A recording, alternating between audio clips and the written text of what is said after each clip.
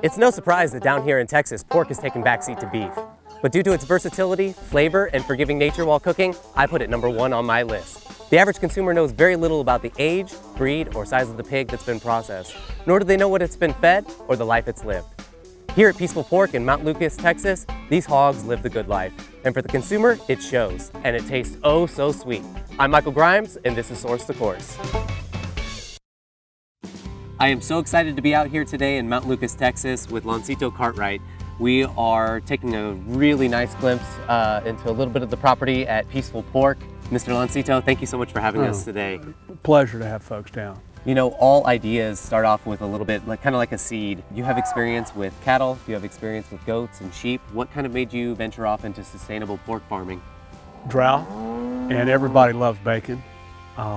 We've always done beef cattle, and I wanted to be a direct marketer to people, restaurants and individuals. So we started with lamb, and I'm a big proponent of grass-fed. And we just got too dry, and I spent too much time irrigating, and I fell back into these hogs, and I didn't know what end to put the feed in when I started. I fell in love with them. I mean, the pigs are just amazing. I love the fact that you put so much time and effort into raising these beautiful animals. I think that pork really highlights what chefs are trying to look for in every dish. I've never seen a pork dish accented with beef, but I've seen a million beef dishes accented with pork. What flavor components do you really feel you draw from letting these pigs live a natural lifestyle? Well, I think being able to walk around, #1, makes all the difference in the world, because they don't just lay on the concrete, walk to the feeder, and lay back in the mud.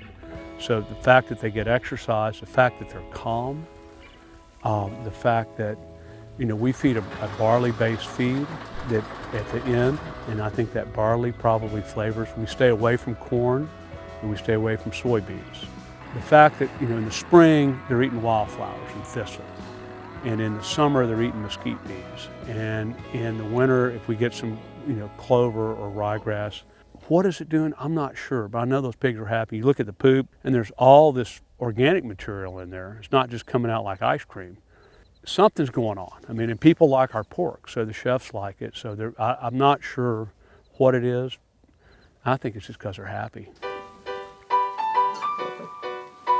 Now, we see about 3 different varieties of breeds. We have red wattle, we have Berkshire, and we have large black. Can you tell us a little bit about these breeds and why you chose to select them? Well, we started with large blacks and red wattle. So large black is a more fat type pig, a traditional old world pig. The red wattle is a Texas breed, a leaner, more heat tolerant, a red meat hog. We don't believe in the other white meat.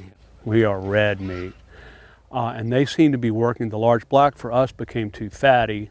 I was introduced to the Berkshire, and they put on so much lean meat, and they're known for their ability to marble.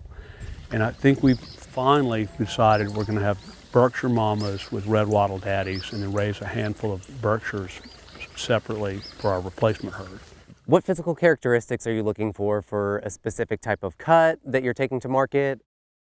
Well, restaurants like more fat, a bigger pig. I mean, our market hogs are 230 to 250 pounds. Our pigs weigh 3 to 350. So I've got the restaurant crowd, the whole animal buyer, the nose to tail buyer wants fat. The consumer doesn't want more than about 1 inch of fat. So if I have too much fat on the pig, that fat's trimmed off, and I don't have anywhere to go with it unless I go to barbecue sauce. That's right. Can't make enough of it. And so the Berkshire has put more lean pounds of meat, so the consumer's happy with what they get.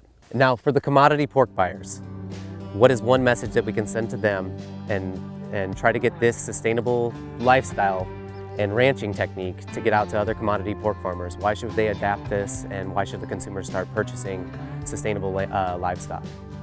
If they can find it, eat less and pay more. Think about what you put in your body.